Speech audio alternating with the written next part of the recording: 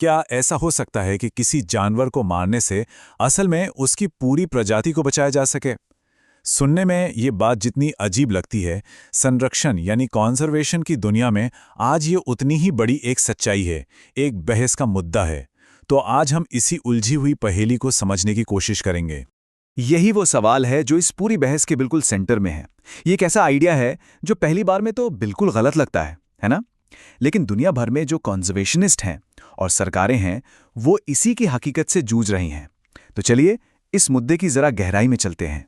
अब देखिए, इस बहस को अच्छे से समझने के लिए सबसे पहले तो ये जानना जरूरी है कि ये ट्रॉफी हंटिंग आखिर होती क्या है। ये कोई आम शिकार नहीं है। यहाँ मकसद जानवर के वो हिस्से इकट्ठे करना होता है जो देखने में बहुत शानदार हों, जैसे किसी हिरन के बड़े बड़े सींग या शेर की घनी अयाल। ये शिकारी के लिए एक तरह से एक जीत की निशानी बन जाती है। तो अब आते हैं कहानी के पहले पहलू पर। देखते हैं कि जो लोग इसे सपोर्ट करते हैं वो इसे कॉन्जर्वेशन के लिए एक जरूरी टूल क्यों मानते हैं। इस पूरे तर्क के पीछे ना एक बहुत ही सीधा साधा सा सिद्धांत काम करता है। अगर इससे पैसा आता है तो वो चीज बची रहती है। मतलब जब जंगली जानवरों से वहां रहने वाले लोगों और सरकारों को सीधा सीधा पैसा मिलता है, तो फिर वो उन जानवरों और उनके रहने की जगहों को बचाने के लिए और ज्यादा मेहनत करते हैं। इसका सबसे बड़ा एग्जाम्पल मिलता है दक्षिण अफ्रीका के सफेद गेंडों के केस में। जब वहां उनके शिकार को कानूनी कर दिया गया, तो जो प्राइवेट जमीन के मालिक थे, उन्होंने अपनी जमीनों पर गेंडों को पालना शुरू कर दिया। क्यों? क्योंकि वो शिकारियों से मोटी फीस ले सकते थे। इससे उन्हें गेंडों को चोर शिकारियों से बचाने का एक बहुत बड़ा आर्थिक कारण मिल गया। और इसके नतीजे हैरान करने वाले थे। जो प्रजाति एक सदी पहले लगभग खत्म होने वाली थी, आज उसकी संख्या 11,000 से भी ज्यादा है। और बहुत से लोग इस कामयाबी का क्रेडिट शिकार से आने वाले पैसे को ही देते हैं। और देखिए, ये मॉडल सिर्फ अफ्रीका तक ही नहीं रुका। अमेरिका में भी शिकार के सामान पर जो टैक्स लगता है, उससे कंजर्वेशन के कामों के लिए अरबों डॉलर का फंड जमा हुआ है। और इसी वजह से सफेद पूंछ वाले हिरण जैसी प्रजातियों की आबादी में एक जबरदस्त उछाल दिखा गया है। चलिए अब जरा इसके आर्थिक पहलू को और करीब से देखते हैं कि ये देशों और वहां के लोकल लोगों के लिए फायदेमंद कैसे हो सकता है। इसे आसान भाषा में समझें तो शिकार से जो पैसा आता है, वो जमीन के मालिकों को अपनी जमीन पर खेती करने या बिल्डिंग बनाने के बजाय उसे जंगली बनाए रखने के लिए बढ़ावा देता है। इससे होता क्या है कि नेशनल पार्क्स के बाहर भी जानवरों के लिए एक बहुत बड़ा सेफ एरिया तैयार हो जाता है। और यहां हम किसी छोटी मोटी रकम की बात नहीं कर रहे हैं। कुछ देशों में ट्रॉफी हंटिंग से करोड़ों डॉलर की कमाई होती है। जरा सोचिए, एक शिकार के लिए कोई शिकारी 1.5 लाख डॉलर तक दे सकता है। और समर्थकों का कहना है कि यही पैसा संरक्षण के काम आता है और स्थानीय लोगों की गरीबी मिटाने में मदद करता है।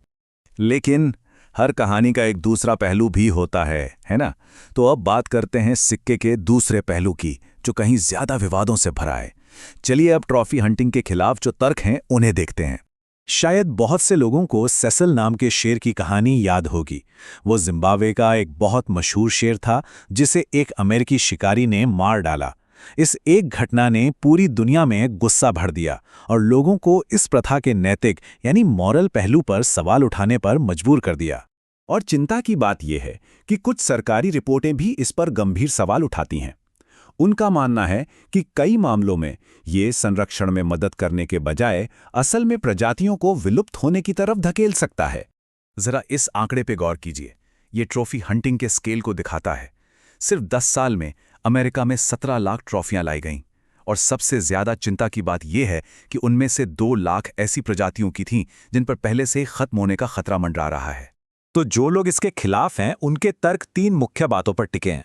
पहला, नैतिक, कि सिर्फ मनोरंजन के लिए किसी जानवर की जान लेना ही गलत है।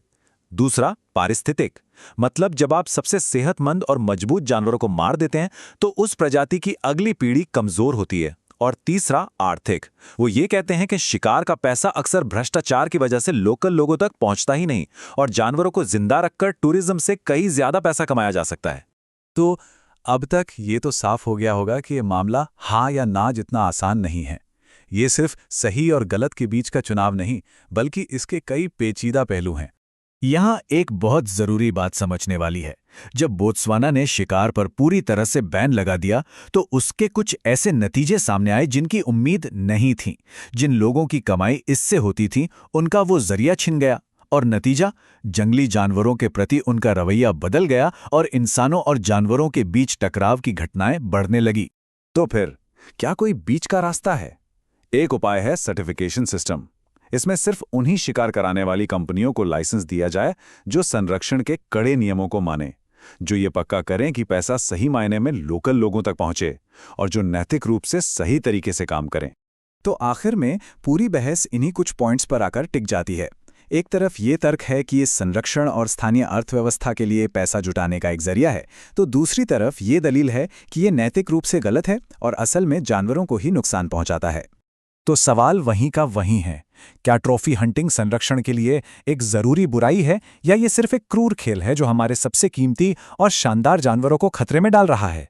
इसका जवाब शायद इन दोनों के कहीं बीच में छिपा है, और यही सवाल दुनिया भर के समुदायों और संरक्षणवादियों के लिए एक लगातार चुनौती बना हुआ है।